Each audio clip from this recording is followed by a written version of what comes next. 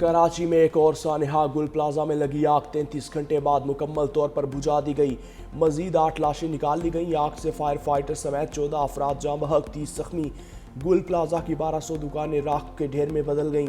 आग से इमारत के 4 हिस्से गिर गए। जाँ बहक अफराद में से 4 को फराज, काशिफ, आमिर और शहरोज के नामों से शिनाख्त किया गया। 20 फायर टेंडर्स और 4 स्नॉर्कल ने आग बुझाने के ऑपरेशन में हिस्सा लिया। सिंध रेंजर्स पाकिस्तान नेवी के अहलकार भी शरीक थे। फायर ब्रिगेड हुकाम के मुताबिक मलबा हटाने के बाद सूरत हाल वाज़े हो सकेगी। चीफ फायर ऑफिसर के मुताबिक इमारत में जोरदार धमाका हुआ जिससे आग मजीद फैली। धमाका गैस लीकेज के बायस हुआ।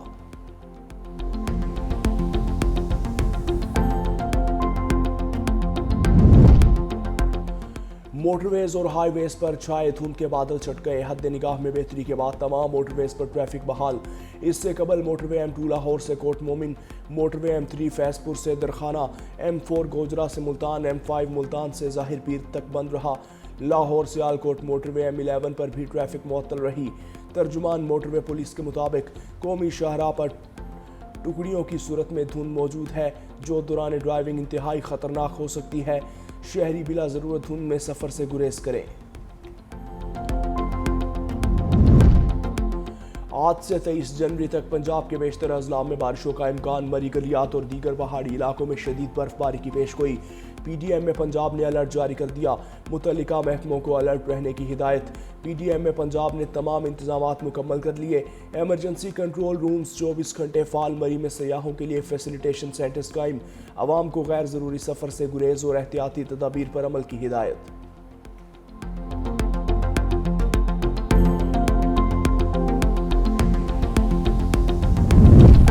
मोदी दौर में मुतनाज़िया क़वानीन के जरिए जबर का निज़ाम नाफिज। नाम नहाद सेकुलर भारत आमिराना पॉलिसियों की जद में।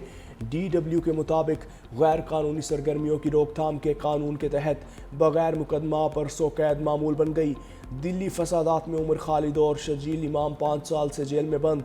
BJP रहनुमा आज़ाद माहिरीन और एमनेस्टी इंटरनेशनल का क़वानीन के मुबहम इस्तेमाल पर शदीद तहफ़्फ़ुज़ात का इजहार।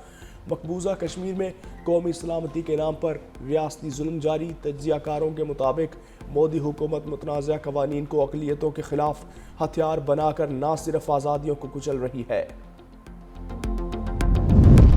और साल 2026 का शानदार आगाज़ पाकिस्तान के ज़रिए शोबे में खुश आइंद पेशरफ्त। गल्फ न्यूज़ के मुताबिक पाकिस्तानी चावल की आलमी सतह पर भरपूर पजीराई। दिसंबर 2025 में बरामदात में 14% इजाफा रिकॉर्ड। बासमती चावल की बरामदात में 50% से ज़ायद गैर मामूली नमू। 4,89,000 टन चावल बरामद करके पाकिस्तान ने वियतनाम को पीछे छोड़ दिया। पाकिस्तान दुनिया का तीसरा बड़ा चावल बरामद करने वाला मुल्क बन गया।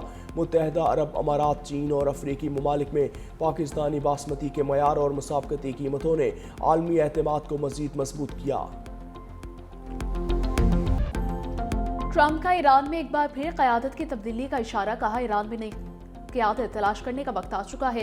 आयतुल्लाह ख़ामनाई मुल्क की तबाही की जिम्मेदारी है। सदर मसूद पेज़ेश्कियान मुल्क को तशद्दुद से कंट्रोल करते हैं। आयतुल्लाह ख़ामनाई को मेरी तरह मुल्क चलाना चाहिए। ग्रीनलैंड के मामले पर बरतानिया, डेनमार्क और दीगर यूरोपीय ममालिक पर इजाफी तिजारती टैरिफ का ऐलान। कहा, 1 फरवरी से Denmark, Norway, Sweden, France, Germany, बरतानिया, नीदरलैंड और फिनलैंड से भेजी जाने वाली तमाम अशिया पर 10% टैरिफ आयद किया जाएगा।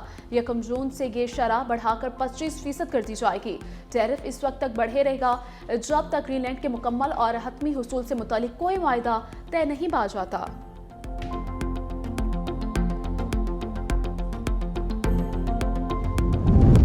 ईरानी सुप्रीम लीडर आयतुल्लाह ख़ामनाई ने ट्रंप को ईरान में हलाकतों का जिम्मेदार करार दे दिया। कहा, अमरीकी सदर ईरानी अवाम के नुकसानात और बेबुनियाद इल्ज़ामात के बराह रास्त मुजरिम है। ईरान में हालिया फसादात के पीछे अमरीका और इसराइल मुलविस हैं।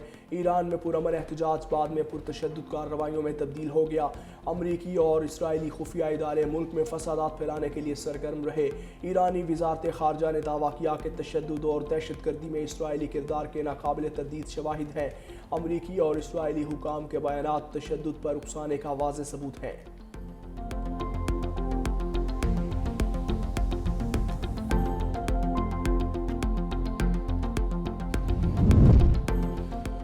तालिबान रजीम की हुक्मरानी से सबसे ज्यादा पाकिस्तान मुतासिर हुआ। बैनुल-अक़वामी जरीदे द डिप्लोमेट के मुताबिक तालिबान की सिफारती भरपूर हिमायत के बावजूद पाकिस्तान की सलामती की सूरत हाल बिगड़ती गई।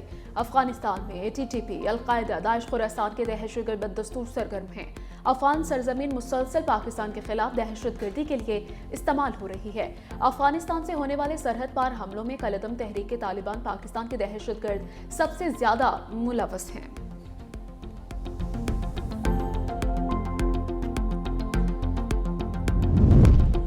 रवा माली साल की पहली शशमाही के दौरान मुल्क की तिजारत को बड़ा धचका।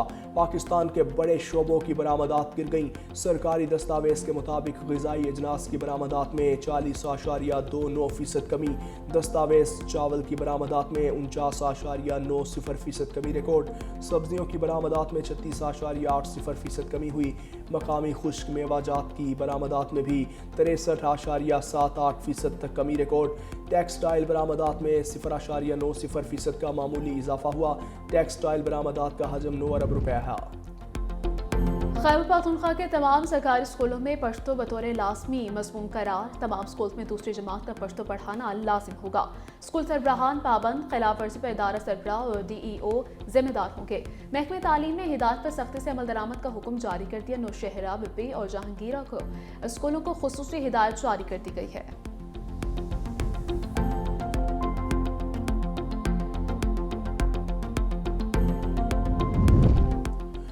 मुल्क के बालाई इलाकों में शदीद सर्दी, मामूलात ज़िंदगी मुतासिर। सड़कों पर फिसलन, लहम पारा -8 रिकॉर्ड। कोयटा 2, इस्लामाबाद और Peshawar 3, Lahore 4, Karachi 14 degree centigrade record. Punjab के मैदानी इलाकों में सुबह शदीद धुंध का राज। मोटरवे मुख्तलिफ मकामात से धुंध की वजह से बंद रही। हद निगाह बेहतर होने पर मोटरवे ट्रैफिक के लिए खोल दी गई।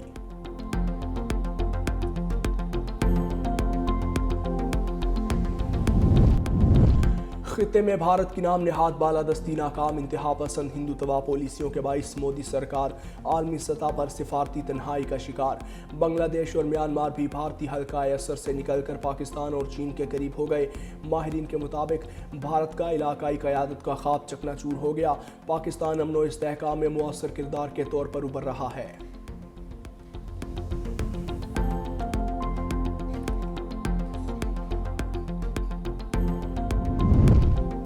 इंडोनेशिया में मुसाफिर बरदार त्यारा गिरकर तबाह, 11 अफराद हलाक। डोमेस्टिक परवास के लिए इस्तेमाल होने वाले छोटे त्यारे ने इंडोनेशिया एयर ट्रांसपोर्ट से उड़ान भरी थी। सर्च और रेस्क्यू टीमों ने फौरी तौर पर हेलीकॉप्टर, ड्रोन्स और ज़मीनी अफवाज के साथ सर्च ऑपरेशन का आगाज़ किया। त्यारे में अमले के 8 अरकान और 3 मुसाफिर सवार थे।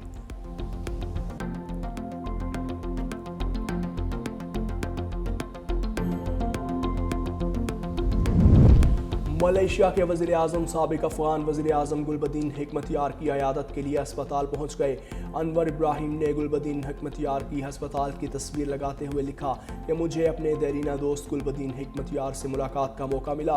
अल्लाह ताला उन्हें शिफा अता फरमाए और उनके तमाम तिबी मामलात में आसानी पैदा फरमाए।